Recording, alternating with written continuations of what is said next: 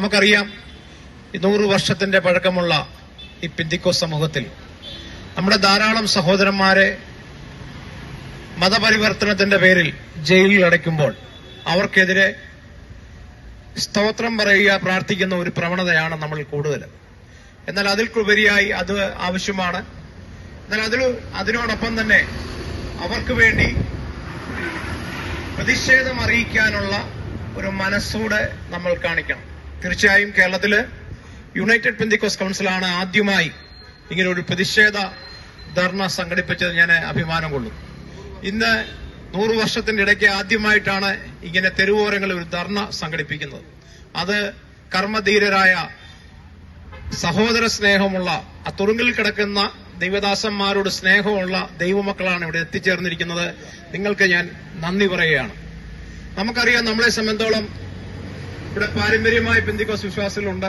ഞാനൊക്കെ 18 വർഷമേ ആയിട്ടുള്ളൂ. അതിനു മുമ്പൊക്കെ തെരുവോരങ്ങളിൽ വണ്ടി കല്ലെറിഞ്ഞിട്ടുണ്ട്, GST ഉദ്യോഗസ്ഥരെ തടഞ്ഞിട്ടുണ്ട്, അത്യാവശ്യം ആക്രമണങ്ങളൊക്കെ അഴിച്ചുവിട്ട് നമ്മളെ ദൈവം വേർതിരിച്ച് നമ്മളെ ദൈവത്തിന്റെ പാതയിൽ നടക്കുന്ന നമ്മളായതുകൊണ്ട് പൊതുവെ എല്ലാവരുടെയും വിചാരം ഇവർ പ്രതിഷേധിക്കത്തില്ല എന്നൊരു ധാരണയാണ് ഇന്നിവിടെ എല്ലാവർക്കും രാഷ്ട്രീയക്കാർക്ക് അടക്കമുള്ളത്. അത്യാവശ്യം പ്രതികരിക്കാൻ, സമാധാനപരമായി പ്രതികരിക്കാൻ പെന്തിക്കോസ്ത് സമൂഹത്തിന് അറിയാമെന്നുള്ളതിന് വലിയ തെളിവാണ് ഇവിടെ നടക്കുന്നത്.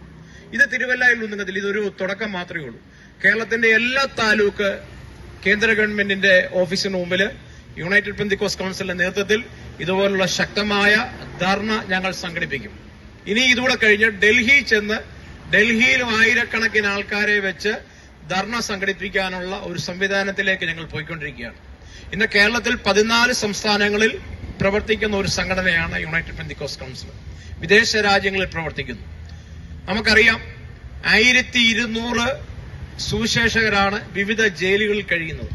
നമുക്കറിയാം, പണ്ട് GST ഉദ്യോഗസ്ഥരെ ഞാനല്ല ആക്രമിച്ച് എന്റെ പുറകിൽ നിന്ന് നേതൃസ്ഥാനത്ത് കൊടുത്ത് എന്നെയും ഒന്ന് പിടിച്ചോണ്ട് പോയി.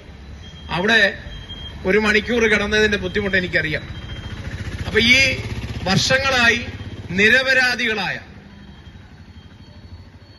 നമ്മുടെ സുവിശേഷകരെ ജയിലുകളിൽ കിടക്കുന്ന ഈ കേന്ദ്ര ഗവൺമെന്റിന്റെ നയങ്ങൾക്കെതിരെ ശക്തമായി യുണൈറ്റഡ് പെന്തിക്കോസ്ത് കൗൺസിൽ ഇനിയും ഇതുപോലുള്ള ശക്തമായ ധർണകള്, മറ്റുള്ള സമരപരിപാടികൾ ഞങ്ങൾ നടത്തുമെന്ന് വളരെ സന്നിധമായി ഇവിടെ പ്രഖ്യാപിക്കുകയാണ്.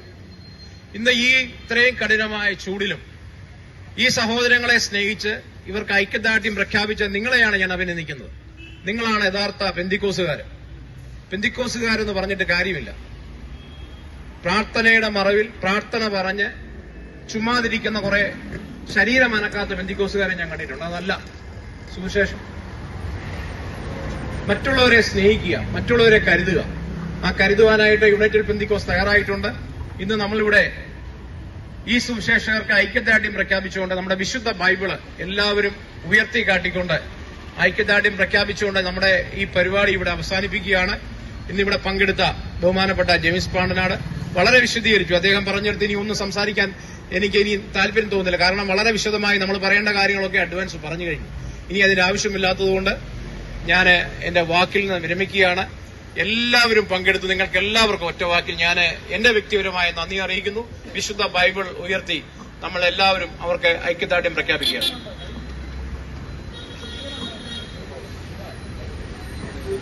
ഈ സമയത്ത് ബൈബിൾ ഉയർത്തിപ്പിടിച്ച് നമുക്ക് 3 ഹല്ലേലൂയ പറയാമല്ലോ.